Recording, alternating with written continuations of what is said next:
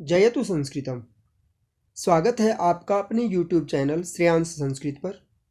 मैं सत्यनारायण संस्कृत शिक्षक हूँ और हरियाणा विद्यालय शिक्षा बोर्ड HBSE का संस्कृत का एक आदर्श प्रश्न पत्र हल सहित लेकर आपके सामने उपस्थित हूँ। हरियाणा विद्यालय शिक्षा बोर्ड के विद्यार्थियों के लिए यह मेरा पहला प्रयास है और मैं उम्मीद करता हूँ कि मेरा यह प्रयास रेगुलर और ओपन दोनों तरह के छात्रों की परीक्षा के लिए बहुत उपयोगी रहेगा। तो बने रहिए मेरे साथ। इस वीडियो के अंत तक हम करते हैं अपने इस प्रश्न पत्र को हल। हमारे इस प्रश्न पत्र में 5 खंड हैं। खंड क अपठित अवबोधन जो 10 अंक का है। खंड ख रचनात्मक कार्यम जो 8 अंक का है। तीसरा खंड ग पठित अवबोधनम जो 24 अंक का है, जो हमारी पाठ्यपुस्तक शेमुशी पर आधारित है। चौथा खंड अनुप्रयुक्त व्याकरण जो 22 अंक का है और जो 5वां खंड है खंड ग वह हमारा बहुविकल्पीय प्रश्नों का है और वह 16 अंक का है। तो चलिए चलते हैं हम अपने प्रश्न पत्र पर। सबसे पहले अपठित गद्यांश।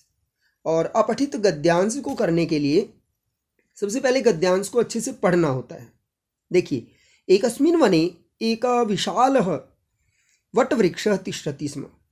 एक वन में एक बहुत विशाल वटवृक्ष था।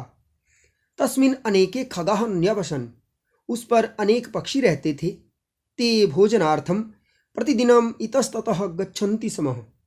वो भोजन के लिए हर रोज इधर उधर जाते थे। एकदा व्याधीन तंडुलान क्षिप्त्वा पाशः प्रसारित। एक बार किसी शिकारी ने चावल बिखेर कर वहां पर जाल फैलाया। खगाः तंडुलान खादितुम अधः आगत्य जाले बद्धः अभवन्।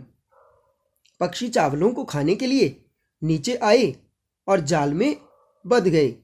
खगाधिपः विमृश्य मित्रैः सह स जालम उड्डीय मित्रम मूषकम हिरण्यकम उपागच्छत। पक्षियों का राजा अपने मित्रों के साथ बात करके और जाल के समेत ही उड़कर अपने मित्र एक चूहे हिरण्यक के पास गया। मूषकः जालम अकर्तत। और चूहे ने जाल को काट दिया। ते स्वतंत्रताम आपनुवन। और उन पक्षियों ने स्वतंत्रता प्राप्त की। तो देखते हैं इसके प्रश्न। हमारे पास 5 प्रश्न हैं। प्रत्येक प्रश्न 2 अंक का है और इसके उत्तर देखते हैं। पहला प्रश्न देखिए, विशालः वटवृक्षः कुत्र तिष्ठति स्म। तो गद्यांश में हमारे पहले प्रश्न का उत्तर है एकस्मिन् वने विशालः वटवृक्षः तिष्ठति स्म। दूसरा प्रश्न है के भोजनार्थम इतस्ततः गच्छन्ति स्म। यहाँ पर हमारा ये उत्तर है ते भोजनार्थम प्रतिदिनम इतस्ततः गच्छन्ति स्म। यहाँ पर हम ते की जगह खगाः लिखेंगे क्योंकि ते जो है वो सर्वनाम पद है और प्रश्न के उत्तर देते हुए सर्वनाम पदों का प्रयोग कम से कम करना चाहिए। आगे चलते हैं। प्रश्न नंबर 3 हम देखते हैं। देखिए, खगाः कस्मिन् बद्धः अभवन्। प्रश्न है खगाः कस्मिन् बद्धः अभवन् और इसका उत्तर है जाले बद्धः अभवन्। उत्तर हमारा ये होगा। देखिए आगे चलते हैं। प्रश्न नंबर 4 वटवृक्षः कीदृशः आसीत्। वटवृक्षः कीदृशः आसीत् और इसका उत्तर लिखना है वटवृक्षः अति विशाल आसीत्। प्रश्न नंबर 5 हम देखते हैं। प्रश्न नंबर 5 हमारा है मूषकः किम अकरोत्। उत्तर हमारा है मूषकः जालम अकर्तत। तो इस तरह से हमारे 5 प्रश्न होते हैं। आगे चलते हैं प्रश्न नंबर 2 की तरफ और हमारा प्रश्न नंबर 2 है रचनात्मक कार्यम। यहाँ पर एक पत्र दिया है जिसमें 4 रिक्त स्थान दिए हुए हैं और मंजूषा दी गई है जिसके आधार पर हमें रिक्त स्थानों की पूर्ति करनी है। भवान नरेन्द्रः, आपका नाम नरेंद्र है।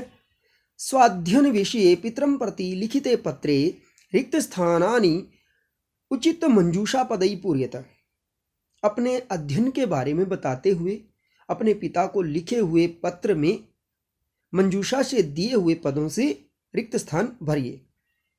पहला प्रश्न देखिए, पहला हम देखते हैं, पूजनीय पिता, पूज्य पिताजी, सादर प्रणमामि, सादर नमस्कार, अहम कुशलम तत्रास्तु, मैं यहाँ पर कुशल हूँ, उम्मीद है आप भी वहाँ कुशल होंगे।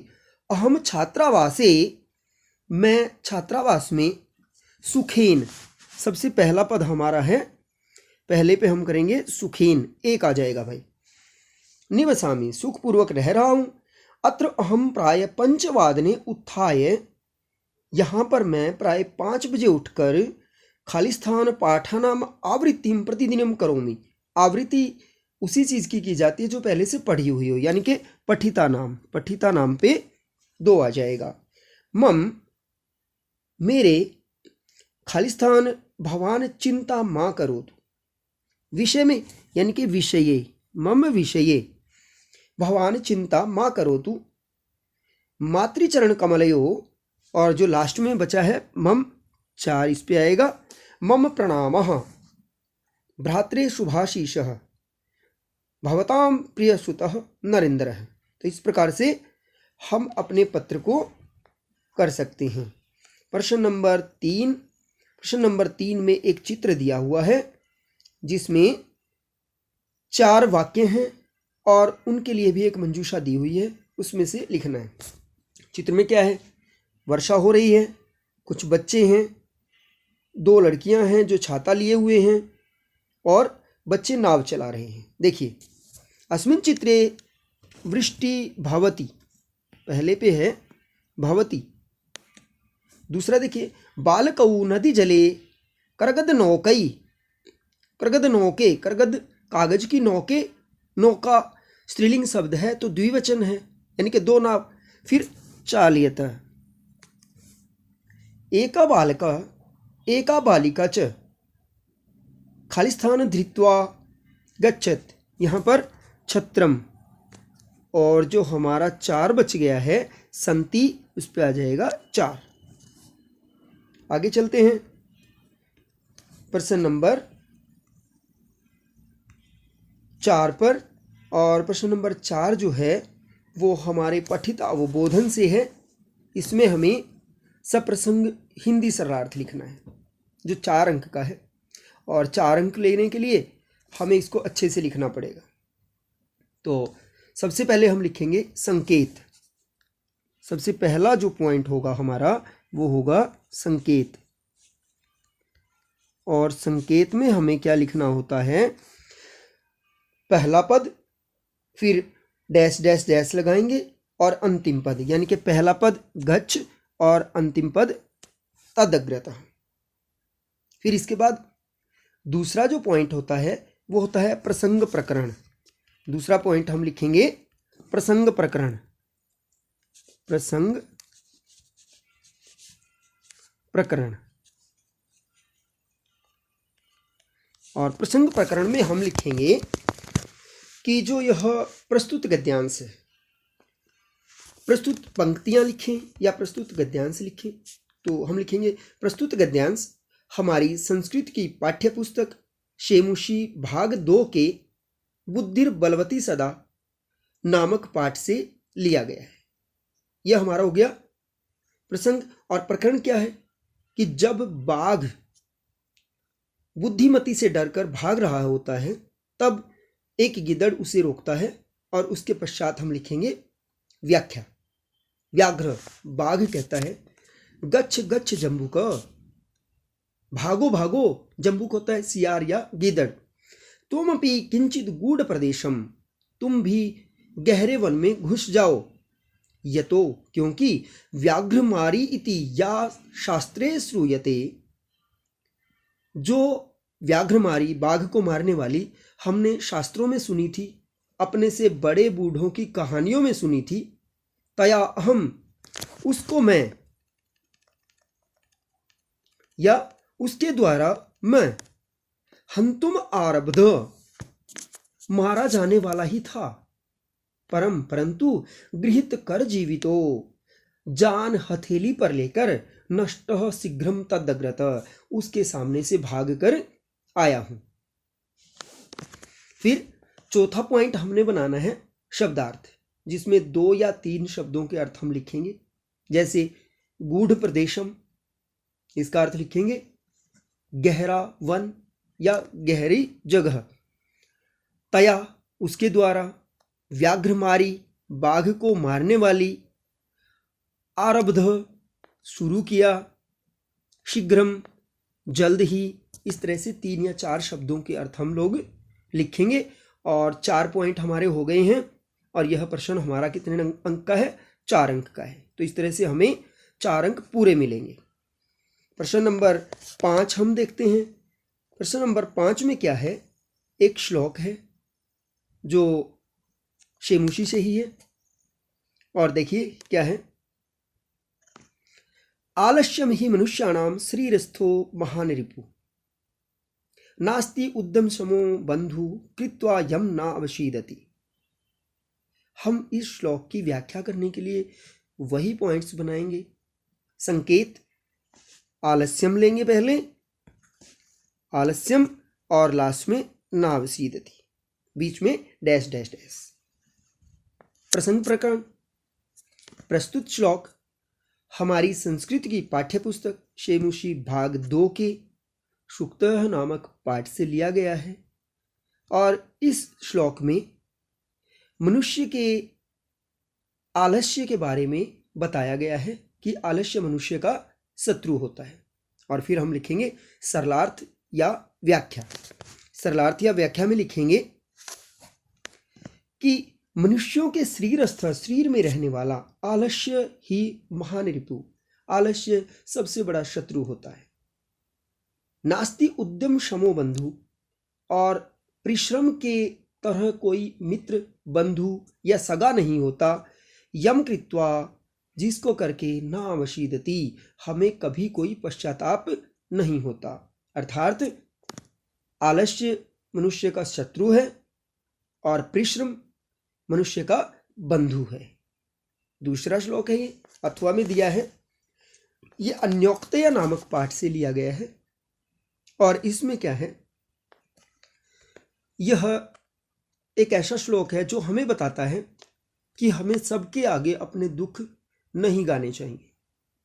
लेकिन यहां पर एक पक्षी के माध्यम से ये बताया जा रहा है। रे रे चातक सावधान मनसा, मित्र क्षणम श्रूयताम। अरे अरे चातक, हे मित्र, सावधान हो जाओ और एक पल के लिए सुनो। अंभोदा बहवो ही संति गगने, सर्वेपि नयतादृशः। इस गगन में, इस आकाश में बहुत सारे बादल हैं, परंतु सब एक जैसे नहीं हैं। केचिद वृष्टिभिर आर्द्रयन्ति वसुधाम, कुछ बादल अपनी वर्षा से पृथ्वी को भिगो देते हैं। गर्जन्ति केचिद वृथा, और कुछ बादल बेकार में ही गरजते रहते हैं। यम यम पश्यसि तस्य तस्य पुरतः, कि जिस जिसको देखो उसके सामने माँ ब्रूहि दीनम वच, दीनतापूर्वक वचनों को मत बोलो, अपनी मजबूरियों को मत बताओ। तो अगर हम इसको मनुष्यों पर लागू करेंगे तो क्या कहेंगे कि हमें अपनी परेशानियां सबके आगे नहीं बतानी चाहिए, क्योंकि सब एक जैसे नहीं होते। उनमें से कुछ हमारे हितैषी होते हैं और कुछ लोग ऐसे होते हैं जो पीठ के पीछे हमारी परेशानियों में मजा ढूंढते हैं। तो इसका फिर हम भावार्थ लिखेंगे। हमने ऊपर वाले में भावार्थ नहीं लिखा था, लेकिन श्लोक में भावार्थ लिखना होता है। चौथा पॉइंट हमारा बनेगा भावार्थ। और भावार्थ में क्या लिखेंगे कि हमें अपनी परेशानियों को सबके आगे नहीं बताना चाहिए। और 5वें नंबर पर हम शब्दार्थ लिखेंगे। इसमें से कुछ शब्दों को लिखेंगे, जैसे वृष्टि बारिश, वसुधाम पृथ्वी को, पुरतः सामने, गगने आकाश में, अंभोदा बादल। तो इस तरह से 4 या 5 हम शब्द लिखेंगे। आगे चलते हैं प्रश्न नंबर 6। और प्रश्न नंबर 6 में है अधः प्रदत्त शुक्तिषु द्वयो भावार्थ हिंदी भाषायाम लेखनीय। यहाँ पर दो शुक्तियों का भावार्थ हमें हिंदी भाषा में लिखना है। और पहली शुक्ति है वायुमंडलम भृशम दूषितम न ही निर्मलम जलम। इसमें भी हम प्रसंग लिखेंगे, प्रसंग प्रकरण हम देंगे यहाँ कि प्रस्तुत शुक्ति हमारी संस्कृत की पाठ्यपुस्तक शेमुषी भाग 2 के शुचि पर्यावरणम नामक पाठ से ली गई है। फिर सीधे भावार्थ पर आएंगे और भावार्थ लिखेंगे कि आज हमारे चारों ओर का वातावरण बहुत दूषित है और कहीं भी स्वच्छ या निर्मल जल लभ्य नहीं है, प्राप्त नहीं होता है। और इसमें भी हम चाहें तो 2 शब्दार्थ लिख सकते हैं। आगे चलते हैं सूक्ति नंबर 2 पर। अहो हृदयग्राही स्पर्श। यह जो सूक्ति है वो हमारी ली गई है शिशुरलाननम से। जब श्री राम लव और कुश का आलिंगन करते हैं, उन्हें गले से लगाते हैं, तब की ये सूक्ति है। और कि अपने बच्चों का जो स्पर्श है वो हृदय को छू लेने वाला है, जिसको राम स्वयं जानते नहीं थे कि लव और कुश उनके बच्चे हैं, लेकिन फिर भी उन दोनों को जब गले से लगाया तो उनके स्पर्श से उनके हृदय को अनुभूति हुई। इसमें भी हम शब्दार्थ लिख सकते हैं। स्पर्श होता है छूना, हृदयग्राही हृदय को छूने वाला। फिर आगे देखिए शुक्ति नंबर 3। व्याधयः नोपसरपन्ति वैनते इवोरगाः। व्याधय, यह जो सूक्ति है वो ली गई है व्यायाम सर्वदा पथ्य पाठ से। और इसमें क्या बताया है कि जिस प्रकार से वैनतेय के पास, वैनतेय कौन है हमें पता है, भगवान विष्णु के वाहन हैं। और कहा है कि जिस प्रकार से वैनतेय के डर से सांप नहीं आते, उसी प्रकार से व्यायाम करने वाले व्यक्ति के पास व्याधयः बीमारियां नहीं आती हैं।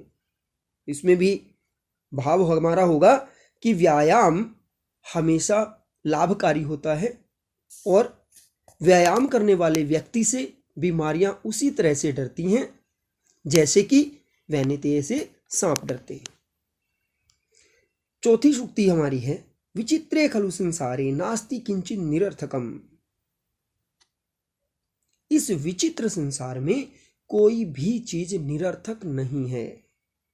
अर्थात भाव यह रहेगा कि इस संसार में प्रत्येक वस्तु का उचित समय पर अपना महत्व होता है। और इसके शब्दार्थ हम लिख सकते हैं 2 या 3। प्रश्न नंबर 7 पर चलते हैं। और हमारा प्रश्न नंबर 7 जो है भूकंप विभीषिका से है और इसमें प्रश्नों के उत्तर हमें ढूंढने हैं। देखिए पहले गद्यांश को पढ़ते हैं। ज्वालामुख पर्वतानां विस्फोटैरपि भूकंपो जायते। ज्वालामुखी पर्वतों के विस्फोट से भी भूकंप पैदा होते हैं। इति कथयन्ति भूकंप विशेषज्ञाः। ऐसा भूकंप विशेषज्ञ कहते हैं। पृथिव्याः गर्भे, पृथ्वी के गर्भ में या पृथ्वी के अंदर विद्यमानो अग्निर्यदा, विद्यमान अग्नि जब खनिज, मृत्तिका, शिला आदि संचयम, खनिज पदार्थों को, मिट्टी को और पर्वत श्रेणियों को, पहाड़ों के टुकड़ों को संचय करके क्वथ्यति उबालती है, तदा उसके पश्चात तत्सर्वमेव लावा रसताम उपेत्य, लावा रस बनकर दुर्वार गत्या, बहुत तेज गति से धराम पर्वतम वा विदार्य, धरती को या पर्वत को फाड़कर बहिर्निष्क्रामति, बाहर निकल जाता है। प्रश्न देखते हैं।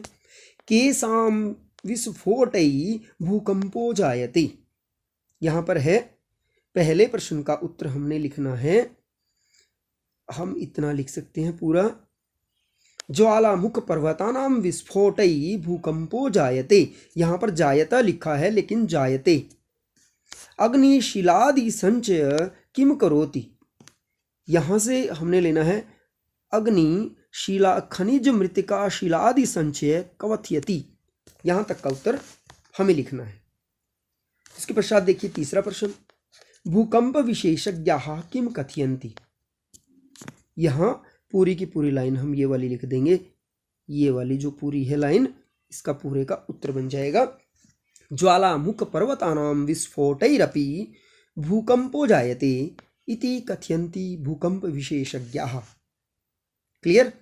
आगे चलें, प्रश्न नंबर 8 पर हम चलते हैं और हमारा प्रश्न नंबर 8 जो है वो एक श्लोक है और उसमें से प्रश्नों के उत्तर छांटने हैं। देखिए, न चैनम सहसाक्रम्य जरा समाधिरोहति। न चैनम उस व्यक्ति पर, किस पर? जो व्यायाम करता है, सहसा अचानक ही, आक्रम्य आक्रमण करके, जरा समाधिरोहति बुढ़ापा आ जाता है। यानी कि व्यायाम करने वाले व्यक्ति पर अचानक से बुढ़ापा नहीं आता। स्थिरी भवति मांसम च व्यायाम अभिरतस्य च। और व्यायाम में लगे हुए मनुष्य के जो शरीर की स्थिति होती है, जो मांस की स्थिति होती है, जो फैट होता है, वो स्थिर हो जाता है, यानी कि वो ज़्यादा नहीं बढ़ता है। पहला प्रश्न देखिए, व्यायामिनम का न समधिरोहति। तो इसका उत्तर हम लिखेंगे जरा न समधिरोहति। यहाँ का न की जगह जरा लिखना है और बाकी सब ठीक है। स्थिरम किम भवति। स्थिरम किम भवति, उत्तर लिखेंगे मांसम। स्थिरम मांसम भवति। प्रश्न नंबर 9 पर चलते हैं और प्रश्न नंबर 9 हमारा है प्रश्न निर्माण का। देखिए पहला, त्वम मानुषात विभेसी। यहाँ पर मानुषात पंचमी विभक्ति एक वचन है, पुल्लिंग है, तो हम लिखेंगे कस्मात। बना हमारा कस्मात। नंबर 2 पे देखिए, प्रश्न नंबर 2 हमारा है ये, तदिदानीं भूकंप कारणम विचारणीयम तिष्ठति। कारणम नपुंसकलिंग है तो हम लिखेंगे किम। बहुत आसान है। प्रश्न नंबर 3 देखिए, स भार वेदनया क्रंदन्ति स्म।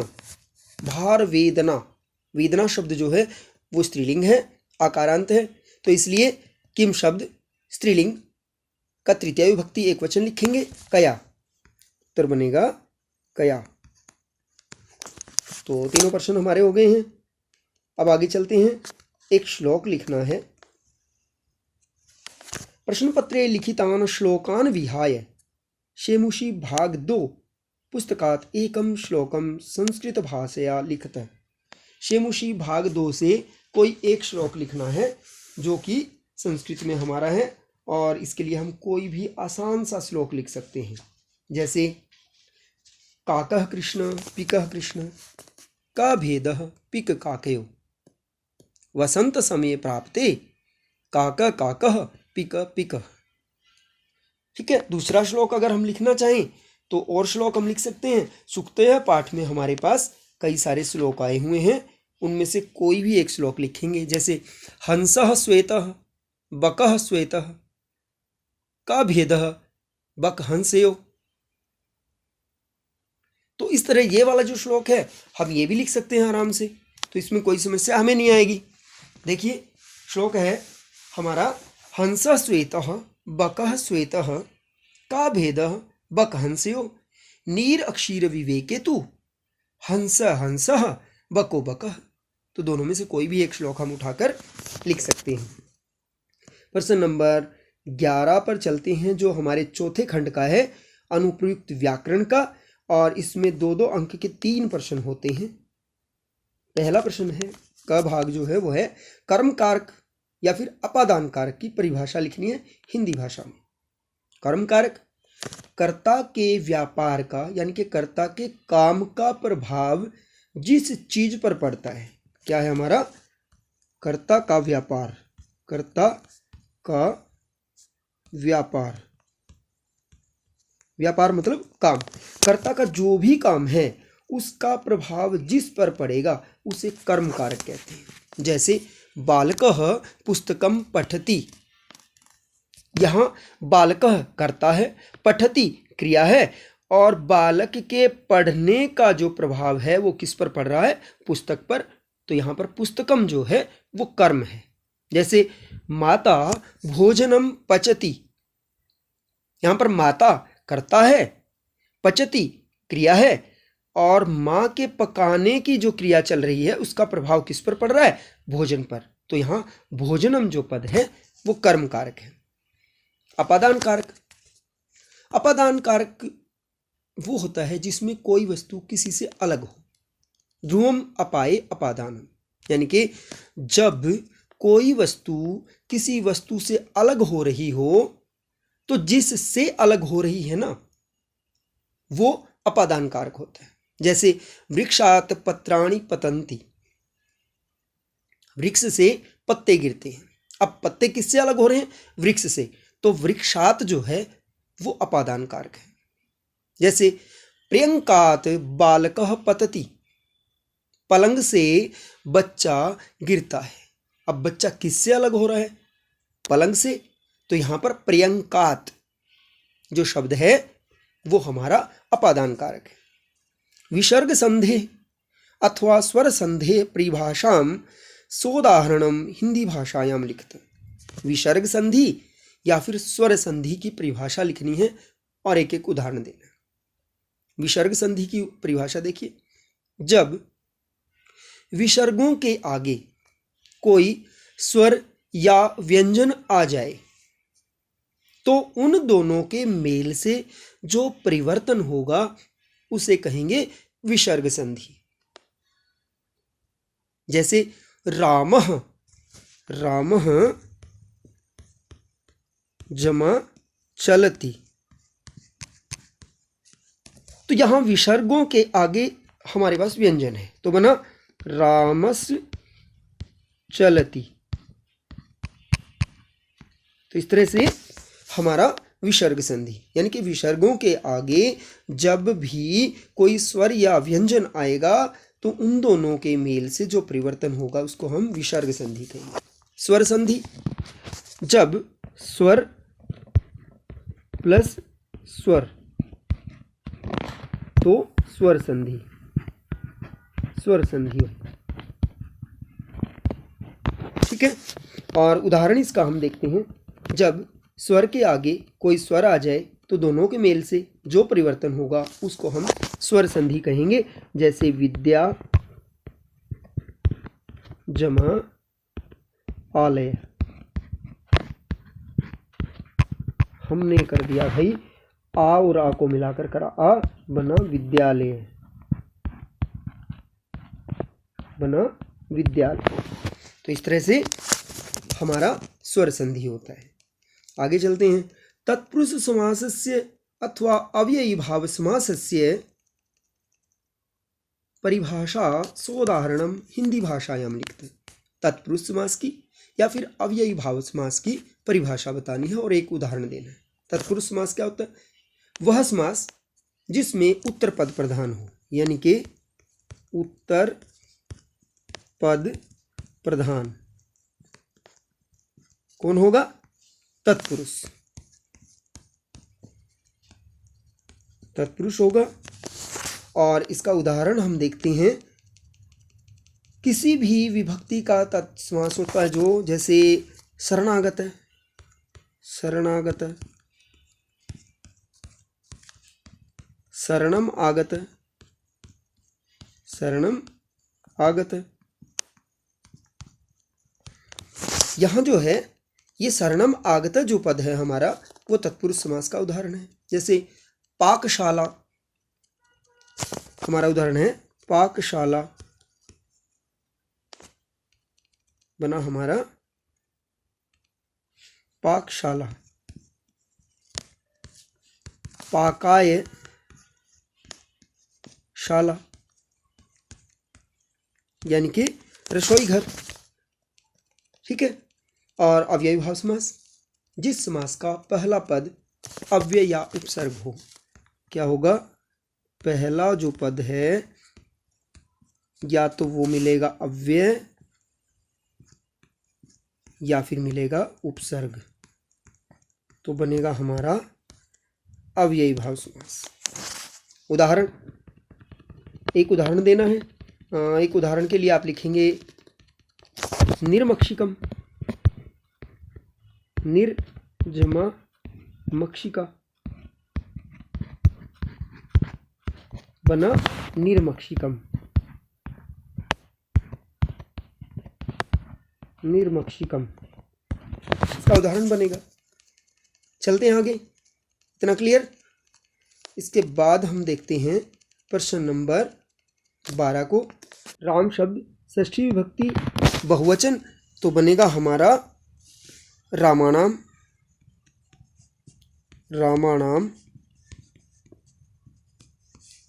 और इसके पश्चात है नदी शब्द चतुर्थी विभक्ति एक वचन, नदी शब्द स्त्रीलिंग है और बनेगा नद्यई,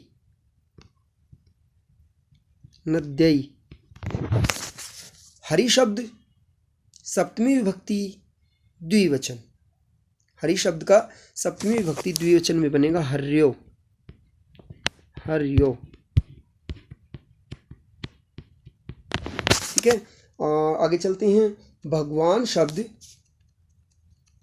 भगवत शब्द है, भगवत का भगवान बनेगा और प्रथमा विभक्ति एक वचन में हम लिखेंगे भगवान, लिखेंगे हम भगवान, भगवान, भगवंतौ, भगवंतः, इस तरह से इसके शब्द रूप चलेंगे। आगे चलते हैं प्रश्न नंबर 13 पर। और प्रश्न नंबर 13 हमारा जो है धातु रूप है। अस धातु लट लकार प्रथम पुरुष बहुवचन, अस्ति सतः संति, तो बना हमारा संति। देखिए आगे, गम धातु लट लकार मध्यम पुरुष बहुवचन, गम को गच्छ हो जाता है तो हमारा बना गच्छत, गच्छत। फिर दृश्य धातु, दृश्य धातु, दृश्य को पश्य होता है, ठीक, और उसका लोट लकार उत्तम पुरुष एक वचन। हम करेंगे दृश्य को सिर्फ लिट लकार में दृश्य रहेगा, बाकी सब में पश्य हो जाएगा, तो पश्यानि, पश्यानि, क्योंकि उत्तम पुरुष एक वचन है तो पश्यानि। रुच धातु लट लकार मध्यम पुरुष एक वचन, रुच धातु जो है वो हमारी है आत्मनेपदी धातु, और आत्मनेपदी धातु के शब्द धातु रूप चलेंगे जैसे लभ के सेव के चलते हैं, सेवते सेवेते सेवंते, उसी प्रकार से होंगे रुच धातु के। तो मध्यम पुरुष एक वचन है तो रोच से, रोच से। आगे चलते हैं प्रश्न नंबर 14 पर। और प्रश्न नंबर 14 में रिक्त स्थान भरने हैं। पहला हमारा जो है वो देखिए क्या है, बलि। बलि के अर्थ में हमेशा चतुर्थी विभक्ति होती है तो भूतेभ्य। परितः के योग में हमेशा द्वितीय विभक्ति होती है ग्रामम, ग्रामम परितः वृक्षा सन्ति। पिता खालिस्थान सह गच्छति, सह के योग में हमेशा तृतीय विभक्ति होती है तो पुत्रेण। और स्वस्ति के योग में हमेशा चतुर्थी विभक्ति होती है नमः स्वस्ति स्वाहा स्वधा अलम वखट योगा च। इस नियम से चतुर्थी विभक्ति नृपाय। आगे चलते हैं। अव्यपदानां सहायतया रिक्त स्थानानि पूर्यते, अव्यपदों की सहायता से रिक्त स्थान भरने हैं। देखिए कोलाहलम मा कुरु, भाई सदा हम नहीं कह सकते तो मा कुरु, कोलाहल मत करो। कृपया, अब जब हम कृपया कह रहे हैं, रिक्वेस्ट कर रहे हैं, तो कोई ऐसी चीज करने के लिए कहेंगे जिसकी हमें आवश्यकता है। वहां कृपया कहकर हम प्रश्न तो पूछेंगे नहीं, तो हमारा है पुनः, कृपया पुनः वदतु। आगे चलते हैं प्रश्न नंबर 16 पर। और इसमें उपसर्ग अलग करके बताना है। पहले में जो उपसर्ग है वो अनु है और दूसरे का जो उपसर्ग है वो उप है। अनु जमा करोति और उप जमा हार। चलते हैं अब हमारे 5वें खंड पर, जो बहुविकल्पीय है, और ये हमारा 16 नंबर का है। 16 क्वेश्चन है, जिसमें संधि, समास, पर्यायवाची, विलोम शब्द, समय इत्यादि कई विषय इंक्लूड हैं। देखिए, देखते हैं सबसे पहला प्रश्न। पहला प्रश्न हमारा क्या कहता है?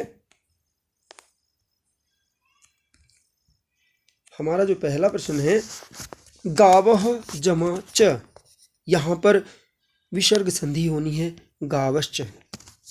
दूसरा देखिए, सुजमा आगत, यहाँ पर यण संधि होगी, उ की जगह व हो जाएगा तो बनेगा स्वागतम। सुजमा आगतम स्वागतम। राजपुरुषः इति पदस्य विग्रह, राजपुरुष तत्पुरुष समास है, षष्ठी तत्पुरुष, तो राज्ञः पुरुषः।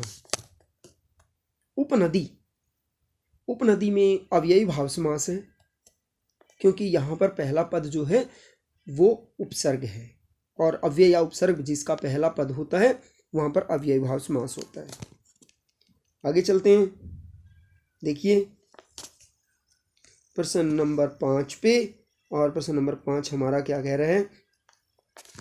दुखदः इति पदस्य विलोम पदम, दुखद का सुखद विलोम, दोषः इति पदस्य विलोम पदम, दोषः एक वचन का है भाई, तो एक वचन ही होगा। कई बार हम लोग कंफ्यूज हो जाते हैं, दोष देख लिया, उसका विपरीतार्थक होता है गुण, और हम उठा के गुणः पे कर दें तो वो गलत हो जाएगा। देखना है कि कौन सी विभक्ति में और कौन से वचन में प्रश्न पूछा गया है, उसी विभक्ति और उसी वचन में हमें उत्तर देना होता है। सलिलम इति पदस्य पर्याय पदम, सलिलम जलम नपुंसक लिंग का है। नगरम इति पदस्य पर्याय पदम किम, तो यहाँ काननम नहीं हो सकता, उपवनम नहीं हो सकता, वनम नहीं हो सकता, बचा पत्तनम। आगे चलते हैं। देखिए थोड़ा सा और आगे निकलते हैं। नगरम तक हमारा हो गया है। इसके बाद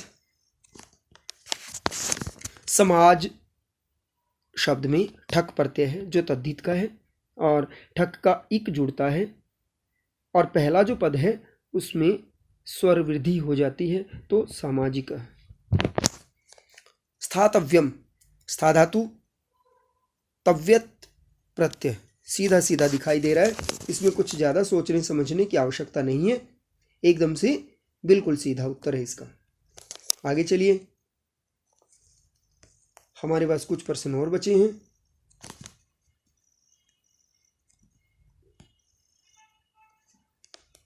हमारे पास बचा हुआ है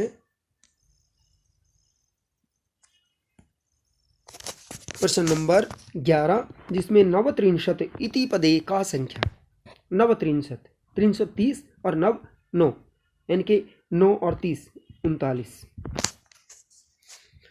30 इति अंके किम संख्यावाची पदम, 30 के लिए 63, 10 के लिए 10, 20 के लिए विंशति, 30 के लिए 63, 40 के लिए 44, 50 के लिए 65, 60 के लिए 60, 70 के लिए 70, 80 के लिए 80, 90 के लिए 90 और 100 के लिए 100। देखिए, अति दीर्घ प्रवासः, अत्र किम विशेषण पदम, विशेषण जो किसी चीज़ की विशेषता बताता हो। यहाँ प्रवास जो है वो विशेष्य है, और इस प्रवास की विशेषता क्या कि अति दीर्घ है, वो बहुत बड़ा है, अति दीर्घ। उदात्त रम्य समुदाचार, अत्र विशेष्य पदम, विशेष्य पद ढूंढना है भाई। यहाँ पर समुदाचार, समुदाचार होता है व्यवहार, और बहुत अधिक सुंदर और अच्छा है। बालकः प्रातः 5 उत्तिष्ठति, यहाँ पर पंचवादने, 5 को कहते हैं पंचवादने। फिर आगे हमारा आ गया भाई लास्ट क्वेश्चन हमारा है, और ये लास्ट क्वेश्चन है हमारा। देखिए, अहम प्रातः 6 बजे भ्रमणाय गच्छामि, 6 को कहते हैं षड, तो षड्वादने। तो इस तरह से हमारा जो यह प्रश्न पत्र है वो बहुत आसान है, और रेगुलर और ओपन दोनों के लिए एक जैसा प्रश्न पत्र आता है, बहुत आसान है। मैं उम्मीद करता हूँ कि मेरा यह प्रयास आप लोगों के लिए उपयोगी रहेगा। और अगर आपको लगे कि मेरा प्रयास अच्छा है, आपके लिए लाभदायक है, तो वीडियो को लाइक करें, अपने दोस्तों को शेयर करें और चैनल को सब्सक्राइब करें और कमेंट में बताएं कि मैं और अच्छा कैसे कर सकता हूं जो आपके लिए बहुत अधिक फ़ायदेमंद हो। धन्यवाद।